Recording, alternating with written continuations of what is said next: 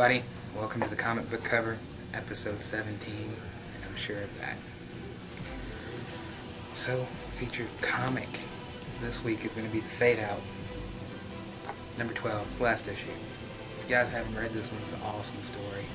It's a cool noir thing, takes place in old Hollywood, murder, whodunit, usual thing, written by Ed Brubaker and Sean Phillips. Did some awesome work with Fatale. I believe they did Scene of the Crime. Not exactly positive, so don't quote me on that one. But needless to say, the Criminal series, excellent stuff. These guys are the team. It is a award-winning, best-selling series. Since it's number 12, if you haven't checked in, you should check out the trade. It'll be coming out soon. The Fade Out by Ed Brubaker is one of the coolest stories images done in a little while. Moving on to Marvel Comics. We got A-Force number 1. It was pretty big during the Secret Wars thing. It's She-Hulk, Captain Marvel, Dazzler, Medusa. Pretty cool team. I was kind of skeptical of it at first, but everything I heard was really good. So, number 1, might as well jump on it. Amazing Spider-Man number 1.2. So the last issue was pretty cool. I'm actually more into the regular series at this point, which usually I like the points better. Contest of Champions number 4, Darth Vader number 15 is the conclusion of Vader Down. Man, has this been an awesome story. Deadpool number 5, everything's Deadpool because, I've seen the new trailers of Deadpool, it's pretty cool. Colossus, that was awesome. Doctor Strange number 4, not my favorite Jason Aaron title, but still pretty cool. I'm sticking with it. Invincible Iron Man number 5, it's the big finale to first big storyline, and if you've been paying attention, Iron Man's going to be with one of the comics leading the Avengers standoff, Captain America, or Falcon Cap. Just can't say Captain America, he's Falcon Man, don't call it Cap. But then the Avengers, all 3 of the Avengers books, I'm going to run into the Avengers standoff story. It's going to be a big thing for Marvel. Looking forward to that, looks pretty interesting. Luckily I'm buying most of the books anyway, so I'm at least going to ride Falcon Cap out to probably that one, because there's a cool Alex Ross cover where Falcon's punching Steve Rogers. Alex Ross is awesome. Marvel's Captain America Civil War Prelude number 3 of 4, Miracle Man number 6, Spider-Man number 4, Spider-Man Deadpool number 1. This is one I think I'm actually going to pick up. You've got pretty much the Merc with the mouth and the, I don't know what you call Spider-Man. He's a smart aleck though. 2 smart alecks in one comic. We got Joe Kelly. I get Joe Kelly and Joe Casey confused sometimes, but I'm pretty sure this is Joe Kelly, Ed McGuinness, who I've been getting more and more of a fan of, actually since he went to Marvel. But I think this is probably the series to look out for. I almost made my pick, but I picked so much Marvel stuff, I had to shake it up. Star Wars number 14, it's part 5 of Vader Down, so you get 2 parts at one time. How can you go wrong with the story, especially with all the Star Wars stuff coming up? We'll talk more Star Wars in a minute, but man, the movie was cool, in my opinion. I know some don't like it, but I liked it. There's that one thing that happens, and everybody's said something about that, whether they liked it or not. How could you not?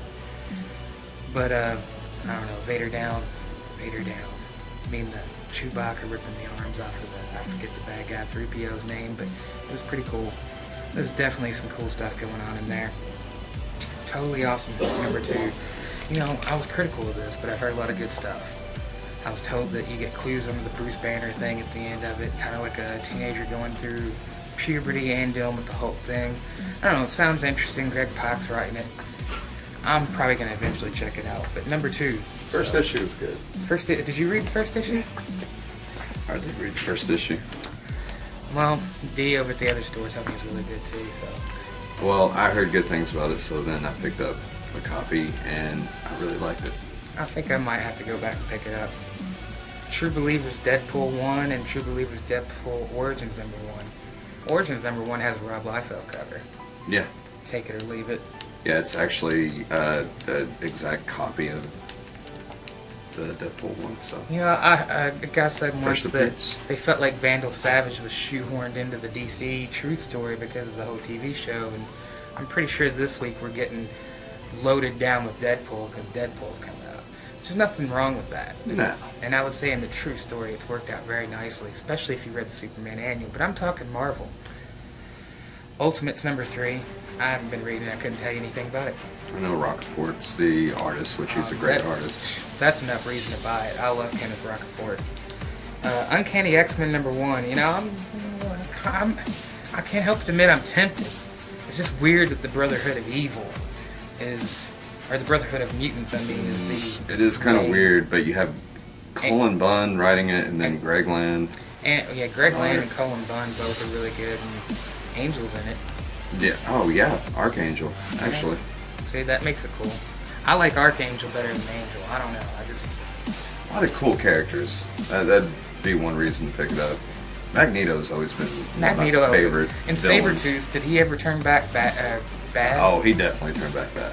Okay. I kind of read a preview for this Uncanny X-Men number They didn't 1. really explain that though, did they? There's a lot of stuff that hasn't been explained yet going on in Marvel right now because they haven't wrapped up Secret Wars yet. You know, and Secret War's supposed to come out in December, and it didn't. That's true. Well, I mean, it's Just saying. Vision Stay 3 and behind. World War 2. World War 2. Vision 3. I haven't read any of Vision, so. well, if you pick up Spider-Man and Deadpool, you actually get Division number 1 included in that. Wow. I might pick that up anyway. It's Joe Kelly, right? Yeah. Because I get Kelly and Casey confused. I said it. Joe Kelly and Ed Ed McGuinness. McGuinness. Independence Tom, Graphic India's first. Grant Morrison's 18 Days, number 7. Number 6 was really good, and it wasn't even written by Grant. That's saying something. Yeah.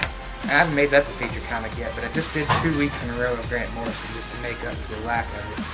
Eventually, I'll probably do like a Superman episode, but it might go on 2 episodes. Who knows? G.I. Joe, Real American Hero. Real American Real Hero. American Hero. Rare. It's like Scooby-Doo doing it now. 223. Sleepers awaken. Covert agents situated all over the world activate and prepare to bring about the Cobra War order. Man, this story sounds so damn interesting. Sounds really cool. And you can get the action figure variants with Really? these. Oh, Like man. the old G.I. Joe action Oh. figure variants. Really cool. I wonder if Transformers is doing an action figure variant too. It might be with the 50th issue coming up. That's going to be a big story. Yeah. And they might actually do that. They're coming out. I'm eventually going to have to jump back onto G.I. Joe. Image, Bitch Planet number 6, new story arc. There's a bit of a break in there. I read like the first 3. I really liked it, so I read most of the first story arc. Yeah, I read the first one. I thought it was really good. It's the wife of Matt Fraction, Kelly Sue Dude. DeConnick. The comic, yeah. But yeah, it's kind of like an exploitation thing. But it's like women's lib or something. Mhm. It works out good. It's a really good comic. Black Science number 19, God World Part 3. I haven't read this, but Rick Remender's always been doing a good job on stuff. I love Tokyo Ghost. His independent stuff is awesome. Low, Tokyo Ghost. I haven't read Low either. I Yeah, actually jumped on those. If I had known about Black Science and realized how good he is on his independent stuff, I would have jumped we on got that. Black Science in the Image first Yeah, we do. For $1. for $1. Y'all. Dark Quarter number 6, Elephant Man 68, Four Eyes Heart to Fire number 1 and 4. That's a name. Mythic 6, Nailbiter number 19, Serial Killer's Beauty. I don't know what's going on with Nailbiter right now. I dropped off, not because it wasn't good, but Marvel's killing me right now. I know. I'm having to trim down some Marvel. Because there's other Marvel coming out I want to read too. I do know the last issue I read, Warren, which he's the Nailbiter, was leaving Buckaroo, Oregon, to go somewhere else, and that this is where this story's picking up. And apparently there's a serial killer, like a new serial killer in this town he's gone to. Oh, coincidence, right? That is dressed up like Satan and kills people. And Yeah, I think maybe, The cover showed that. Warren might have something to do with that. Paper Girls number 4, What Lurks Beneath the Streets of Stony Stream. I read 2 and 3 the other night. I think this is a really cool story. It's definitely got that 80s feel if you're into like those 80s and movies like The Goonies and stuff like that, but it's got a twist to it. 80s were awesome, and that's Yeah. one of the things I love about that comic. Knocking it out of the park with that. Saints number 4, Stray Bullets, Sunshine and Roses 11. So that wraps up the Independence. DC Comics. Well, Vertigo. I mentioned this with Vertigo. They're putting out Volume 4 of 100 Bullets trade paperback. If you haven't read any of that, it's awesome. I've read 1, 2, and 3, so I'm kind of thinking about getting 4 myself. But Brian Azzarello, Edward Risso, it's one of the coolest Vertigo stories out there. That and Scalped. If I haven't mentioned Scalped yet, let me say Scalped again. Scalped. Action Comics number 48, Savage Dawn Begins. This is spilling out of the events of Superman Annual. If you didn't read the Superman Annual, you should have. Did you read it? It's awesome. Oh my god, so good. There's a cool thing that they did that Todd Vandal Savage in Closer to Superman. Mm-hmm. And for all the naysayers, Savage was shoehorned, liars. You should have read the Superman Annual before you said anything. Just saying. I'm not saying that he's not being used because of he's going to be in the show, but that's kind of stupid to not do that, really. Like I said, Marvel's definitely pushing Deadpool right now because they got the movie. They're going to do that. It's good marketing, it's good sales. If it's a good story, it doesn't matter. And by the time you get to the Superman Annual, even with the Fight Club thing being a little bit so-so, the ending was good, though. Yeah. The Annual makes it all worthwhile. It was the best issue of the whole thing. It was really good. Batman and Robin Eternal number 14. And I talk about this all the time. It's just builds every week. It's a cool thing. It's a weekly. It sucks for your wallet, but at least it's a $2.99. It's a $2.99. That's not bad. It just gets thicker every time. Now Grayson's like, what was Batman doing? And I've got some theories as to what's going to happen, but I don't want to spill them yet. I'm not sure I really believe what he's seen, what he was shown. I think there's probably some truth to it. There might be some truth to it, but It's some twisted. of it's a little bit... Mother's an interesting character. I really like the stuff, the way they're doing Cassandra Cain. They're keeping her pretty much the same, just changing certain things, mainly her dad being orphaned. Mm-hmm. He was, always a part of it. He always trained her the same way, just taught her more about fighting. She didn't talk. So it's cool they went back to that because she got a little bit talky there before the New 52. Batman and Beyond number 8, DC Comics Bombshells number 8, DC Essentials The New Frontier number 1. That, if you have not read it, it is one of the most awesome stories DC's put out. It's like Kingdom Come good. And as cool as the movie is, because if you haven't read it, you can always check out the movie. Mm-hmm. Done by Bruce Timm, Darwin. It's all based off Darwin Cook's art. He wrote and drew it. It's a classic. Yeah, instant classic. And I don't know, you just got to read it. As far as DC stuff goes, it's an easy thing to jump into. If you know the characters, you don't have to have a whole lot of background. Detective number 48 in the wake of Robin War, which we haven't quite got to the end of Robin War. But Robin War's been pretty good.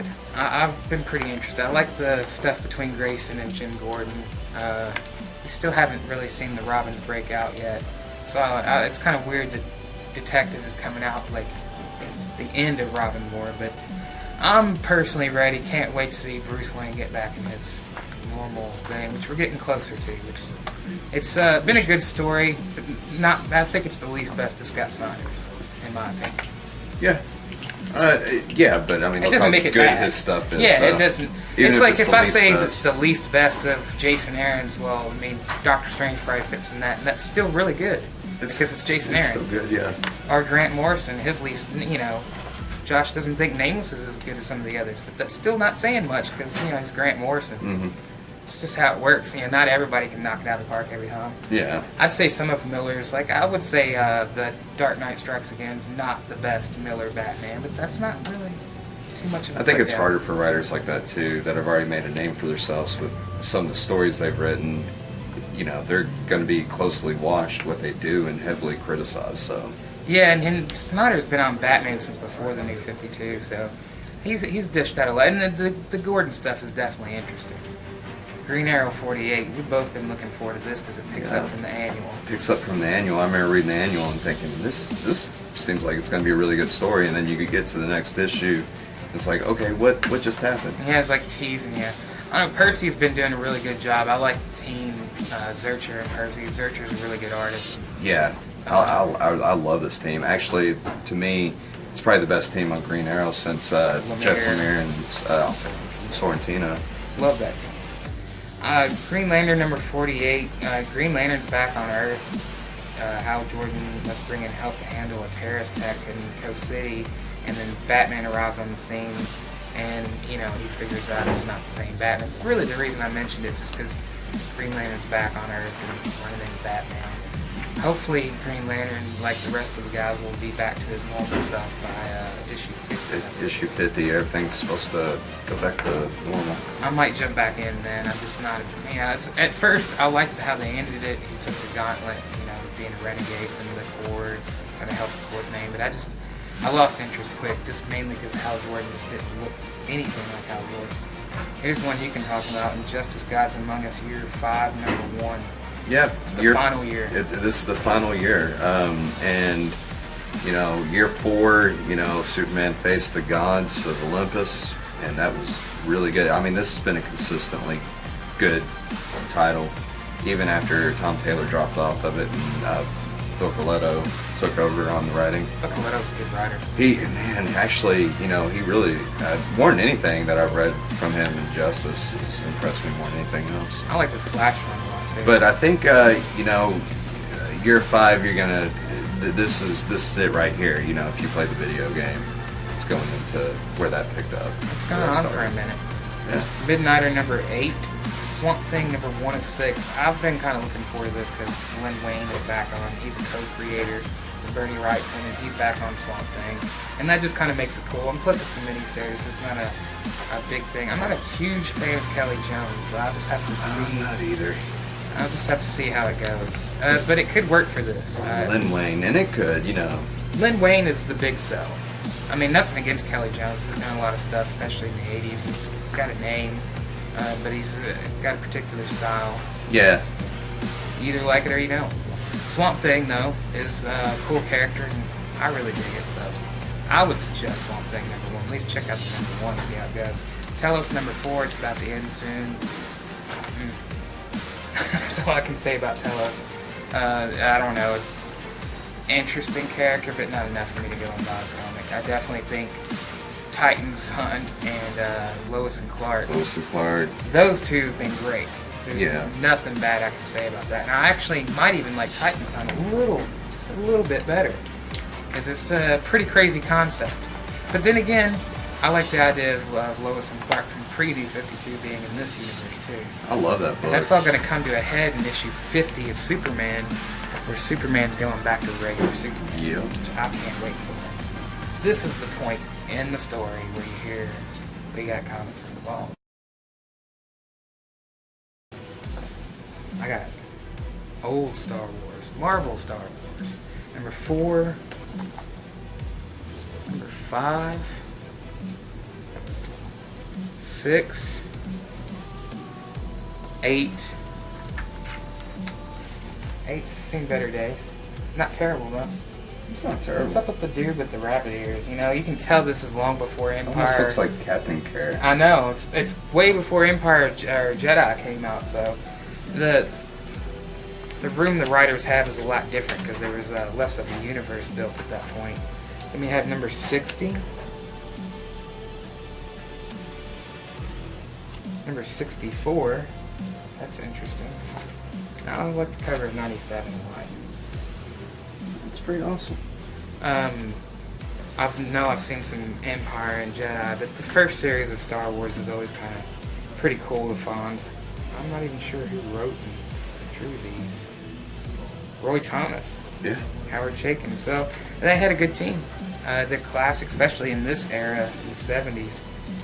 I don't know. It's one of those things you don't see every day, so they haven't been priced or anything. I literally just found them like today or the last day I was working on comics. So soon they'll be priced, and you'll find them here in the Money Tree. Speaking of, 25% off. You get a file. You get 5 or more comics in it. 10% off at the Money Tree. You can't go wrong with that. No. Especially a comic buyer. I mean, free comic every time. Yeah, and even if you're buying comics somewhere else, you can come here and just get 5 more titles. And at that price, it's kind of hard to say, man. I know if you're anything like us, there's always 5 more books you'd like to be reading, but you just can't afford. Oh yeah. So, just throwing that out there. That's the end of this episode. I'm Aaron. I'm Josh. I think I didn't introduce myself at the beginning, but it happens.